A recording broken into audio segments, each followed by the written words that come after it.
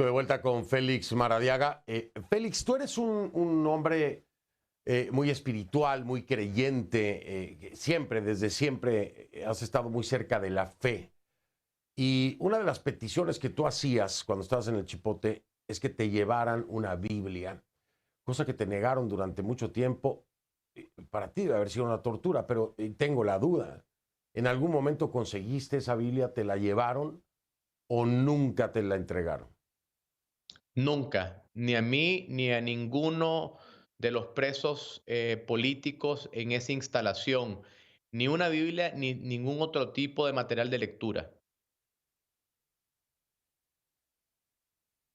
¿Cómo explicar una retórica, un discurso tan hipócrita en el que alude tanto, ¿no? Porque lo hace Murillo y lo hace Ortega también, que Dios y que etcétera, etcétera, y que te hayan negado una Biblia. ¿Qué tiene eso de cristiano? No tienes nada de cristiano y precisamente era una de las cosas que yo lo mencioné en cada uno de los largos e insistentes interrogatorios, de que aún en las cárceles más extremas del mundo, donde hay terroristas del extremismo islámico, han recibido el Corán. Y cuando le mencionaba esto a los interrogadores se ponían muy molestos, pero es muy difícil explicar el nivel de aislamiento que existe en esa cárcel. Yo aún no estoy emocionalmente preparado para hablar en público y en detalle de las situaciones que pasamos.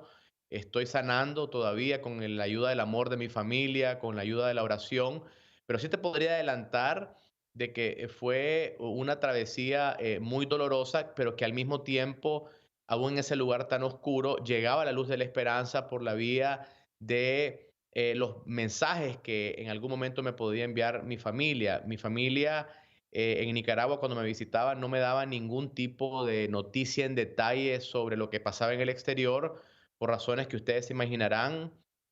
No teníamos mucha información de lo que pasaba afuera, así que se limitaban a decirme que mi familia estaba bien, que mi hija estaba bien, que mi esposa estaba bien.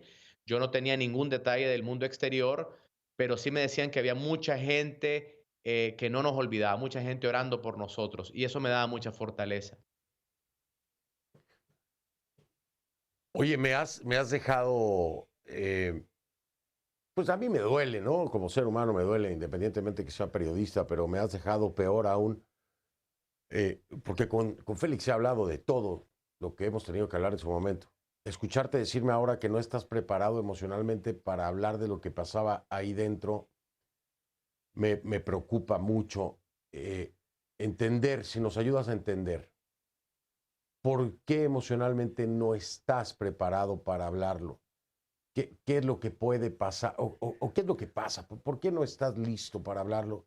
¿Tan atroz fue lo que pasó ahí? Cuando uno pasa por un proceso en donde tus libertades son coartadas de una forma tan extrema, y cuando pasas por tanto tiempo aislado del contacto externo, pero además de eso también hay, em, ¿cómo te podría decir? Otras personas que vivieron la experiencia.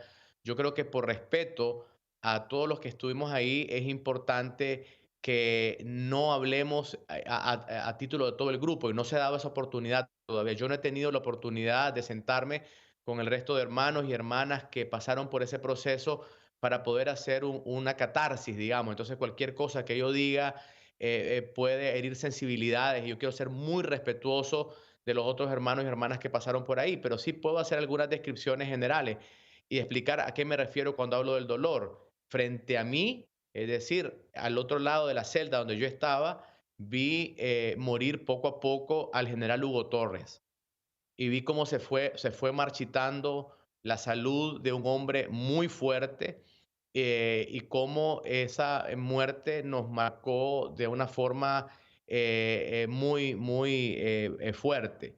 Sin embargo, al mismo tiempo vi una enorme capacidad de resiliencia. Te debo decir que nadie se quebró, no hubo en ningún momento nadie que haya sucumbido ante las insistencias de que filmáramos videos admitiendo culpabilidades, y eso a mí me hace sumamente orgulloso de todos los hombres y mujeres que estuvimos en ese terrible lugar. Pero tampoco lograron que se sembrara en nuestro corazón el odio. Es decir, siento que la manera en que las personas que estuvimos bajo ese secuestro respondimos de alguna forma, y quizás esto sonará un poco idealista, de alguna forma también cambió, aunque sea uno o dos corazones dentro de esa cárcel. Vieron que ninguno de nosotros en ningún momento hemos abogado por un cambio violento o armado. Y yo espero de que esa semilla que sembramos en ese momento a través de la no violencia en algún momento dé frutos, porque no vamos a poder cambiar Nicaragua sin cambiar los corazones de aquellas personas que por razones muy incomprensibles continúan apoyando al régimen de Ortega.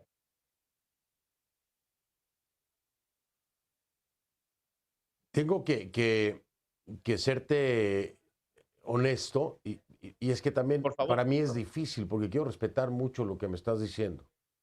Eh, entiendo lo que me mencionas, ¿no? Pero dime algo, Félix, hoy, Félix nada más. Hoy Félix necesita apoyo psicológico, necesita terapia para poder salir de este trance en el que seguramente todavía estás. No fue un día ni una semana. Hoy Félix necesita ayuda. Sí, yo creo que es importante ser humilde y reconocer de que toda persona que pasa por un proceso tan traumático como esto la necesita y no tengo ninguna vergüenza en decirlo.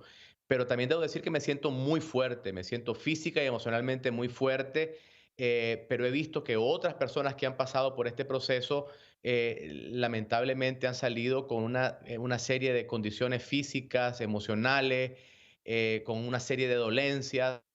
Entonces, mi experiencia no necesariamente es ilustrativa de la experiencia que han tenido otros, a pesar de que todos estuvimos prácticamente bajo las mismas condiciones. El cambio de una celda a otra era mínimo. Yo estuve en aislamiento solitario una buena parte de mi estadía, pero luego fui colocado en una celda con es decir, con otro preso político. Había privación de luz, interrogatorios durante largas horas, privación de alimentos en algún momento, aunque con la presión externa las condiciones se mejoraron de forma significativa al final del año 2022. Debo decir de que en algún momento yo había llegado a perder hasta casi 60 libras. En este momento he ganado casi 30 libras de peso de noviembre a acá, gracias a la presión humanitaria que se hizo. Pero a lo que me refiero es que las experiencias en este tipo de lugar son muy individuales. La forma en que cada uno de los presos de conciencia procesa ese terrible calvario, ese desierto es distinto. Entonces yo quisiera que antes de compartir públicamente lo que vivimos, poderlo conversar con el resto de personas y no dar una apreciación que después pueda ser generalizada. Por ejemplo, en mi caso, yo fui golpeado muy fuertemente el día de mi arresto. Y si me permitís un minuto, te cuento esa anécdota. Cuando me arrestaron, hubo una golpiza tremenda. Yo llego al centro de auxilio judicial, el Chipote, y uno de los oficiales me dijo con una risa irónica, aquí en el Chipote no golpeamos a nadie. Sabemos que cuando vos salgas de aquí vas a decir que te golpeamos y decirlo, pero asegúrate de que no digas que fue en el Chipote porque fue afuera de las instalaciones. Y yo les dije, por supuesto, tengan ustedes toda la seguridad que voy a hablar con la verdad y que se va a saber lo que pasó en este lugar. Entonces yo digo con la verdad, a mí dentro del Chipote no me golpearon afuera. Incluso me tomó algunos días poder sanar esa golpiza. Sin embargo, no sé si esa experiencia en la cual yo no fui golpeado es la que tienen otros. Por ejemplo, en mi caso, es un segundo ejemplo, la pérdida de peso tan extrema que llegué a tener en algún momento se debió generalmente a mis ayunos prolongados y a las huelgas de hambre. Hice 3 huelgas de hambre en el momento, pero no necesariamente fue la experiencia que vivieron otros. Lo que sí puedo decir es que los tratos inhumanos, la privación de la luz, el aislamiento en solitario que vivieron especialmente las mujeres que estaban en el Chipote es algo que debe ser denunciado.